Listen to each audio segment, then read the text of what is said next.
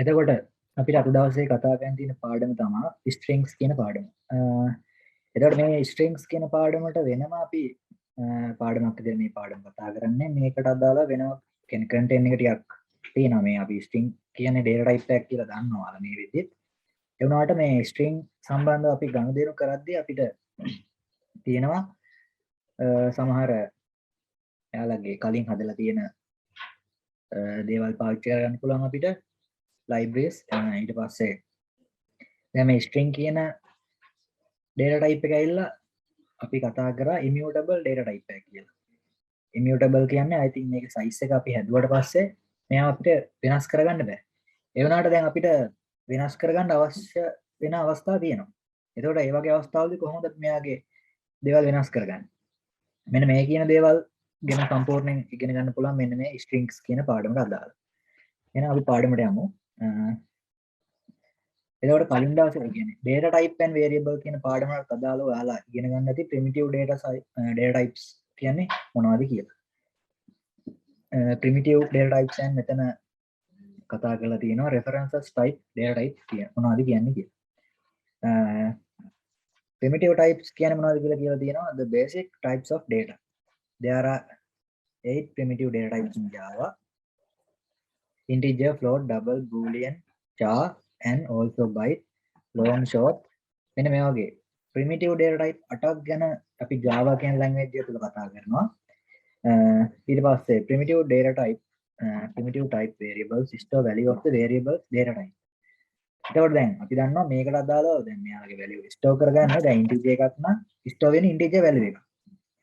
boolean එකක් නම් true the false the කියන එක තමයි එයාගේ data type එකට අදාළව තියෙන්නේ. ඊට පස්සේ character එකක් නම් මොකක් හරි අපි කතා කරන විශේෂ symbol එකක් වෙන්න පුළුවන්. එහෙම නැත්නම් මොකක් හරි letter එකක් වෙන්න පුළුවන්. ඒක digit එකක් වෙන්න පුළුවන්. ගැටලුවක් නැහැ. මොකක් හරි character එකක්. මේ වගේ data type වල අපි කිව්වා primitive types කියලා. ඊට පස්සේ දැන් reference type එක කියන්නේ මොනවද කියලා දැන් ඉගෙන ගමු. any instantiable class string scan. දැන් එතකොට scan කියන class එක අපි මොනවටද use කරන්නේ? එහෙම නැත්නම් මොනවටද පාවිච්චි කරේ කියලා ඔයාලා දන්නවා. user input එකක් ගද්දී අපි scan කියන class එක පාවිච්චි කරලා තමයි අපිට user input එකක් input කරගන්න පුළුවන් උනේ. scan කියන class එක පාවිච්චි කරලා. ඊට පස්සේ arrays are also reference type integer string. දැන් arrays කියන පාඩම ගැන කතා කරද්දී අපි string සහ integer type එකට අදාළව කොහොමද කරගන්නේ කියලා කතා කරනවා. දැන් මේකෙදි අපිට ඔන්න එතනදී ගොඩක් වැදගත් වෙනවා මේ strings කියන පාඩම. එතකොට දැන් string කියන එක සහ scan කියන එක මෙතන example එකකට දීලා තියෙනවා. instantial classes කියලා. එතකොට දැන් මේකෙදි අපිට මෙයා පාවිච්චි කරලා දැන් scanner කියන එක පාවිච්චි කරලා අපි දන්නවා user input එකක් ගන්න පුළුවන්. දැන් ඒතකොට ඒ වගේම තමයි library එකක් විදියට එහෙම නැත්නම් class එකක් විදියට මේ strings කියන එක හදලා තියෙන්නේ. මේකට අදාළව අපිට දේවල් ගොඩක් කරගන්න පුළුවන් ඒවා. දැන් අපි ඉදිරියට බලමු කොහොමද කරගන්නේ කියලා. දැනට ඒතකොට primitive type සහ reference type කියන ඒවාට අදාළව උදාහරණ පොඩ්ඩක් මතක තියාගන්න මේ මොනවද කියන්නේ කියලා. Reference variables store addresses. The addresses refers to the object. දැන් එතකොට primitive type එකක කරන්නේ මොකක් හරි value එකක් තමයි store කරගෙන ඉන්නේ. හැබැයි මේ reference type එකේ එයා store කරගෙන ඉන්නේ මොකක් හරි address එකක්. උදාහරණයකට මේ විදිහට ගත්තොත් අපි integer a සමානයි 10යි කියලා අපි සලකවුවොත් එහෙම මේ a කියන variable එකට අදාළව integer type variable එකට අදාළව මෙයා memory එකේ store කරගෙන ඉන්නේ a සමානයි 10යි කියන value එක. හරිද? දැන් එතකොට අපි reference type එක ගැන කතා කරද්දී අපි string එකක් කියලා ගමු.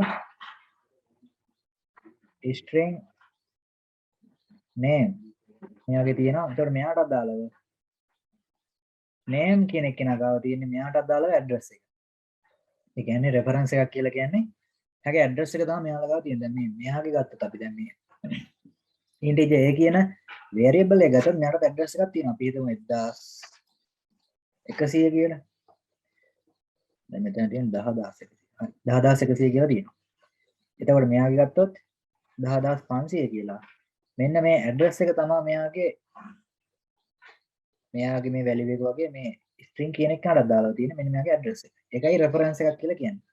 එතකොට අපි මේ රෙෆරන්ස් එකට අදාළව මොනවා හරි වෙනස් කරගත්තොත් එහෙම එයා වෙනස් වෙන්නේ මෙයා ඉන්න ඇඩ්‍රස් එකට අදාළව. ඒ කියන්නේ දැන් අපි සාමාන්‍යයෙන් A ගේ දැන් 15ක් කරොත් එහෙම වෙනස් වෙන්නේ A ගේ වැලියු එක විතරනේ. මේ ඇඩ්‍රස් එකට කිසිම වෙනසක් වෙන්නේ නැහැ. දැන් අපි මේ ඇඩ්‍රස් එකට අදාළව තමයි මෙයා ස්ටෝර් වෙනවා කියලා කිව්වේ. එතකොට අපි මොකක් හරි අප්ඩේට් එකක් කරපු ගමන් මෙන්න මෙයාට අදාළව එතකොට මෙයාගේ මේ කියන්නේ මේ රෙෆරන්ස් වෙලා තියෙන නිසා මෙන්න මේ සමස්ත කොටසටම අදාළව තමයි එතකොට මේ දේවල් සිද්ධ වෙන්නේ. ඔකයි වෙනස කර තියෙන්නේ. එතකොට දැන් මොනවද මේ strings කියන්නේ කියලා දැන් කතා කරමු අපි. What are the strings in Java? Strings are used to store text. මොකක් හරි වචනයක් එහෙම නැත්නම් වාක්‍යයක් වෙන්න පුළුවන්. මේ වගේ දෙයක් අපිට ස්ටෝර් කරගන්න. අපි පාවිච්චි කරනවා strings කියන data type එක. String variable contain a collection of characters surrounded by double quotes. මේක මම කතා කරලා තියෙනවා data type and variable පාඩමේදීත්. string එකක් කියලා අපි කතා කරන්නේ double quotation එහෙම නැත්නම් double quotes වලින් දෙපැත්තෙන් වට වෙලා තියෙන මැද මොකක් හරි තියෙන text එකක්. මේකේ ඕනම දෙයක් තියෙන්න පුළුවන්. මේ තියෙන message එක ඔන්න අපි කියනවා සරලවම string එකක් කියලා. එතකොට සරලවම අපිට කියන්න පුළුවන් string එකක් කියලා කියන්නේ character series එකකට.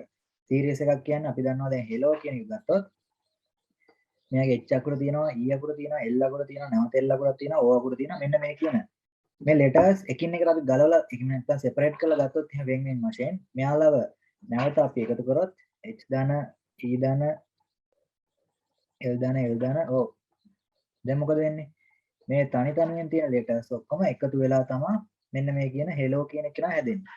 එතකොට මේකට අපි කියනවා character series එකක් කියනවා.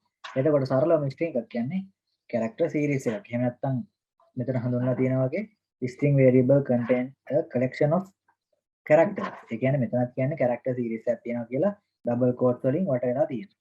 ඔක තමයි කියන්නේ. Strings in Java are objects that internally by a character array.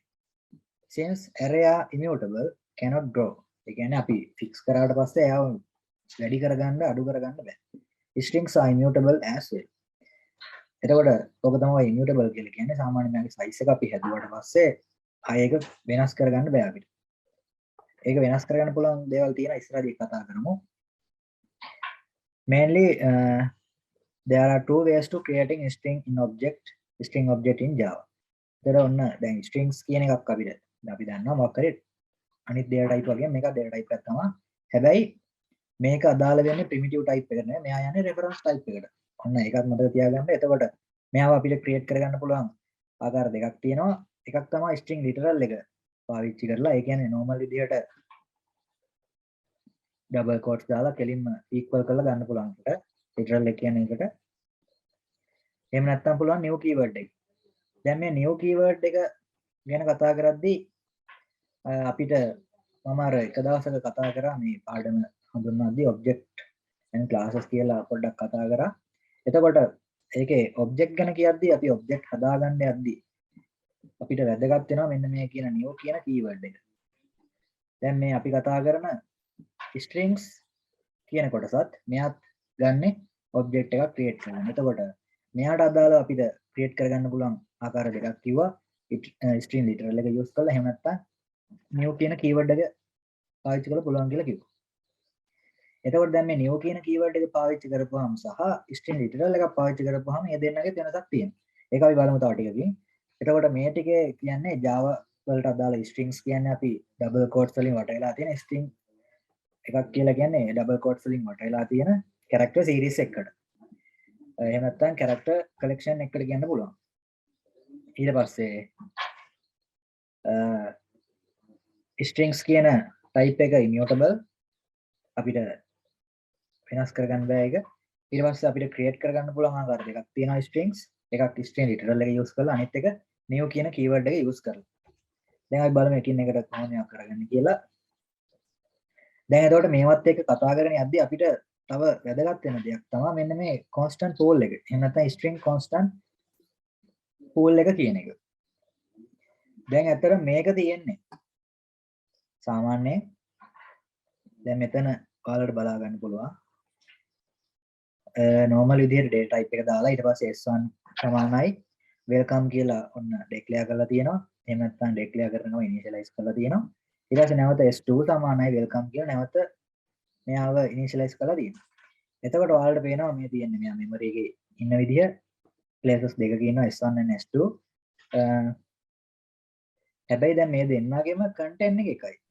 කිසිම වෙනසක් නැහැ. welcome කියන දෙකේන දෙන්නගෙම